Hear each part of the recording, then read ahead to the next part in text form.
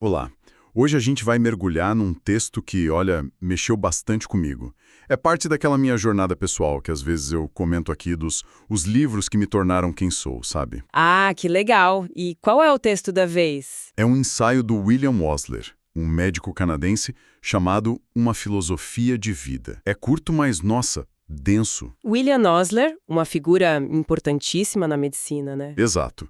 E o interessante é como um texto, mesmo antigo, às vezes parece falar direto com a gente hoje. É uma perspectiva assim tão simples que chega a ser chocante, talvez. Uhum. E como ele começa? Qual a primeira impressão? Já começa de um jeito muito poético, com a mensagem da aurora. Ele diz: ouve o conselho da aurora, cuida deste dia, este é a vida, a própria essência da vida. É quase um chamamento, né? Sim, é direto ao ponto. Já define o foco total no presente, no dia. Pois é. O que será que essa ênfase toda no dia, logo de cara, sugere sobre a filosofia que ele vai apresentar? Parece que ele não quer enrolar. Com certeza não. Essa abertura poética já é a tese dele, né? Define o tom. O agora é o que importa. E é bom lembrar quem era o Osler para entender o peso disso. Sim, você mencionou que ele era importante na medicina. Importantíssimo. Um dos fundadores do Johns Hopkins, revolucionou o ensino médico, tirou os alunos só dos livros e levou para perto do paciente, sabe? Nossa, que mudança. E esse ensaio, originalmente, foi um discurso para estudantes de medicina em Yale, lá em 1913. Ah, então não é filosofia acadêmica, tipo, super complexa. Não mesmo. É prática, forjada na vida real, no dia a dia. Ele mesmo diz que é como... Como era mesmo a analogia? Ah, ele fala que é tipo um cabo para ajustar as ferramentas da vida. Um canivete suíço baratinho, que não é top de linha, mas quebra um galho danado. Isso, essa analogia é perfeita. Mostra o pragmatismo dele. Não é uma fórmula mágica, complexa. É uma ferramenta mental. Uma ferramenta acessível, então. Exato. Ele está dizendo, olha, isso aqui funciona. Para mim funcionou, talvez funcione para mais gente. Utilidade acima de tudo. Entendi. Ok, então vamos ver essa ferramenta. Qual é o mecanismo principal dessa filosofia que um médico tão realizado como Osler achava tão valiosa? O centro de tudo para o Osler é viver em compartimentos estanques de dias. Compartimentos estanques. Como assim? É viver a vida em porções diárias, sabe? Isoladas. Concentrar toda a energia, atenção, trabalho, tudo dentro das 24 horas do hoje. Só no hoje. Só no hoje. E a base disso, ele argumenta, é que a vida é fundamentalmente um hábito. A vida é um hábito. Interessante. É uma sequência de atos que, de tanto repetir, viram automáticos, e isso molda quem a gente é, o nosso caráter. Ele se baseia em alguém para dizer isso? Sim, ele vai buscar nos clássicos. Cita Aristóteles lá na Ética Nicômaco, Claro. dizendo que a virtude moral vem do hábito, de atos repetidos, e também Plutarco, que dizia que caráter é basicamente um costume inveterado. Um hábito muito forte. Exatamente, ou seja, o jeito que a gente vive o hoje não define só o agora, mas constrói quem seremos, pelos hábitos que formamos. Parece simples, né? Quase um viva o presente que a gente ouve tanto por aí, mas vindo dele com essa base. Tem um peso diferente, né? E ele mesmo conta uma história pessoal que mostra o porquê dessa convicção toda. Conta aí, qual é a história? Ele diz que quando era estudante, vivia angustiado com o futuro. Provas, carreira, aquela ansiedade toda. Sei bem como é. Aí um dia, lendo meio que por acaso, ele topou com uma frase do Thomas Carlyle. Algo como... Nosso dever principal é fazer o que está claro, diante de nós, e não ver o que está obscuro à distância. Essa é mim mesma. Ele disse que essa frase, por mais simples que fosse, bateu fundo. Foi o estalo. O ponto de partida. Exato. Para ele começar a cultivar de propósito o hábito de focar só no dia. E o mais curioso é que ele fala isso se considerando medíocre em termos de talento. Ele? Osler. Medíocre. Pois é, uma modéstia surpreendente. Mas ele diz que esse hábito permitiu que ele usasse ao máximo o que tinha. O poder não estaria no talento, mas na disciplina mental de viver o presente. Entendi. Não é o que pensar, mas como organizar a mente. Perfeito. É isso. E aquela metáfora do navio, dos compartimentos estanques. Acho que isso ajuda a visualizar, né? Ajuda demais. É central no texto. Ele conta que estava na ponte de comando de um navio e viu o capitão acionar um botão que fechava as comportas. Aquelas que dividem o casco, certo? Para segurança. Isso. Se uma parte fosse atingida, o navio não afundaria inteiro. E a lição que ele tira é: temos que fazer o mesmo com a nossa vida. Usar botões mentais. Exatamente. Um botão para fechar a porta para o passado, o ontem morto, com tudo de bom e ruim que já foi. Selado. E outro botão para baixar uma cortina de ferro sobre o futuro, o amanhã nascituro, cheio de incerteza. A segurança, a paz, a eficiência, tá tudo no compartimento do hoje. Nossa, isso é radical. Fechar tudo assim? Mas e as lições do passado? O planejamento para o futuro? Não é meio perigoso ignorar isso? Ele sabe que soa radical, ele admite que não é fácil, principalmente com o passado, diz que é custoso porque ele nos persegue como se fosse uma sombra. Uma sombra. Forte isso. Muito. Ele fala do peso da herança, dos erros, dos arrependimentos, os Night Riding Incubis, demônios que cavalgam nossos sonhos. Uau. E qual a solução que ele dá? É igualmente forte. Dispare a alma à noite. Tipo um ritual diário de se livrar do peso emocional do dia que acabou. Como tirar uma roupa suja antes de dormir. Para acordar leve para o novo dia. Leve e livre. Olhar demais para trás é arriscar virar estátua de sal, como a mulher de Ló. Não é apagar a memória, é tirar o poder paralisante do passado sobre o hoje. Ok, pro passado faz sentido essa ideia de soltar. Mas e o futuro? A ansiedade pelo que vem aí. Acho que é o que mais pega para muita gente hoje. Qual a dica dele? Ignorar. A visão dele sobre o futuro é talvez ainda mais chocante para a gente. Ele é direito. Excluam decididamente o passado e o futuro. Excluir.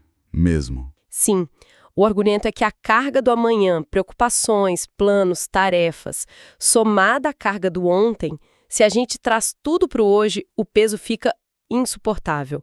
Derruba qualquer um. Mas como a gente se prepara, então? Aí vem a frase-chave dele. Hoje é o futuro, não existe um amanhã. Hoje é o futuro. Como assim? Ele quer dizer que a única forma real de construir um bom futuro é fazendo o melhor trabalho possível hoje. Viver o agora com intensidade total é o único seguro que a gente tem para o amanhã. Entendi. A preparação é a execução do presente. Exato. E ele cita aquela imagem do Descartes, sabe? Do homem cavando a terra, olhando para baixo com a legenda "fac e espera". Faz e espera. Isso. Faz o trabalho que está na sua frente e confia. Não fica olhando para o horizonte distante, para as ilusões. O planejamento, para Osler, é a execução impecável do dia. Certo. Filosofia clara, foco total no dia. Mas, na prática, como ele sugere viver bem esse dia? Tem dicas mais concretas? Tem sim. Ele entra bastante no prático, começando pela base de tudo, o corpo. A máquina limpa, né? Exatamente. Para ter clareza mental, energia, a máquina tem que estar funcionando bem. Aquela sensação da manhã, de bem-estar ou não, define muito o dia. É o mente sadia em corpo são, levado a sério. E ele fala de coisas específicas. Fala, sem rodeios. Primeiro, dieta, tolerância zero. Qualquer coisa que cause desconforto, corta. Simples assim. Eficiência física máxima. Direto. E mais? Álcool. Ele diz que para os jovens, buscando clareza e performance, a abstinência total é o mais seguro. Qualquer coisa menos que isso já atrapalha a máquina de manhã. E fumo? Ele descreve bem os efeitos do excesso. Boca seca, confusão mental, dificuldade de lembrar, o olhar frio de peixe de manhã. A dica é se observar e controlar. Se precisar, cortar. Não é moralismo, é performance. Pragmático até nisso. Totalmente. E ele aborda até o instinto sexual. Usa a imagem do Platão, da biga com 2 cavalos, razão e paixão. O cavalo preto da paixão. Esse mesmo. Ele admite que é difícil controlar, mas alerta. Se a paixão descontrolada assume, leva tudo pro buraco. É um chamado ao autocontrole para manter a mente focada na tarefa do dia. Essa ligação do físico quase espartano com a capacidade de viver o presente é muito clara. Proteger o foco diário. E a mente? Depois de cuidar do corpo, como treinar a mente para esse modo compartimento diário? O objetivo para ele é que a ação mental fique quase automática, fluida, comandar. E a chave para isso é uma só: concentração. Hábito de concentração. E como se consegue isso? Gradualmente, com calma, sem pressa, sem ansiedade. Ele até cita Goethe: um talento se forma no silêncio. Na calma. Isso. E cita William James, dizendo que o que esgota a gente não é o trabalho em si, mas a preocupação, a tensão que vem junto. Faz todo sentido. E qual a recomendação prática para treinar a concentração? É até modesta no tempo, mas exigente na qualidade. Algumas horas por dia, talvez 4 ou 5, de trabalho mental realmente focado. Focado de verdade. Com rotina, sistema, ordem. É essa prática diária, consistente, tranquila, que constrói o hábito.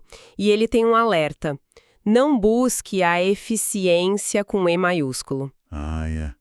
Por quê? Ele acha que ela é tipo uma deusa que foge de quem a persegue. Em vez disso, foque em construir a máquina mental da concentração e da autoeducação.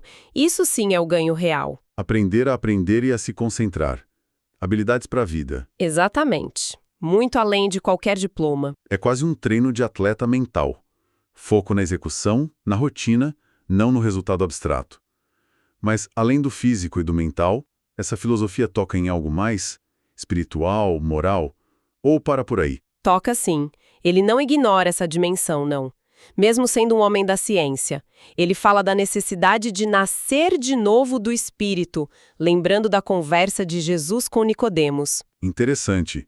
E como ele sugere nutrir isso? Através do contato diário com a melhor literatura do mundo. Ele até menciona a Bíblia especificamente. Como dogma? Não necessariamente, mas como uma obra com o poder comprovado de formar caráter, de influenciar a conduta. A ideia é que o contato regular com grandes ideias, grandes textos, molda o espírito, sabe? Como a alma que se tinge com a cor dos pensamentos. Isso! E ele diz que, embora cada época tenha seu espírito, as grandes questões humanas, amor, esperança, medo, fé, são as mesmas. Ler os clássicos ajuda a navegar nisso. E viver nos compartimentos diários ajuda nisso também. Ajuda a carregar os fardos com mais leveza, a ignorar as críticas inúteis, o barulho. Ele compara com o coachar dos sapos, achei ótimo. Boa imagem. E aí, a vida vira um negócio reto e simples, seguir o caminho, fazer o trabalho do dia, como as gerações antes de nós. Ok, juntando tudo. A mensagem do Osler é um chamado bem radical para o presente, né? Viver o dia a dia, selando passado e futuro como estratégia de foco. Exato. E, para isso, cultivar hábitos rigorosos. Saúde física, concentração mental e essa conexão com algo maior.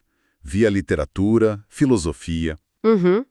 Parece simples na teoria, mas a convicção dele, a forma como ele coloca, vindo da experiência, dá uma profundidade enorme, não é só clichê. Concordo.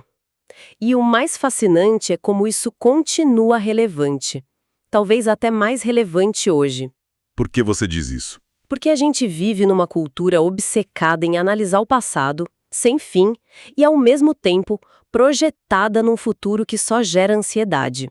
É planejamento demais, preocupação demais. A sensação de estar sempre correndo, né? Sim, e aí vem o Osler e fala: fecha essas portas, foca sua no aqui e agora. É quase subversivo hoje em dia, um antídoto para essa fragmentação, para essa sobrecarga. Verdade. Então, fica a reflexão, né? Para quem acompanha a gente. E se a gente levasse a sério essa ideia dos compartimentos estanques? Não só como conceito, mas como prática diária disciplinada. Começando amanhã. Acionar as comportas, focar na tarefa, cuidar da máquina, treinar a concentração, buscar essa conexão. Como será que isso mudaria nosso dia a dia? Será que essa disciplina, com o tempo, poderia realmente mudar o rumo de uma vida? Pois é. Uma filosofia que se diz ferramenta simples, mas que talvez tenha esse potencial enorme de ser uma daquelas ideias, um daqueles livros que realmente formam a gente. Fica aí para pensar.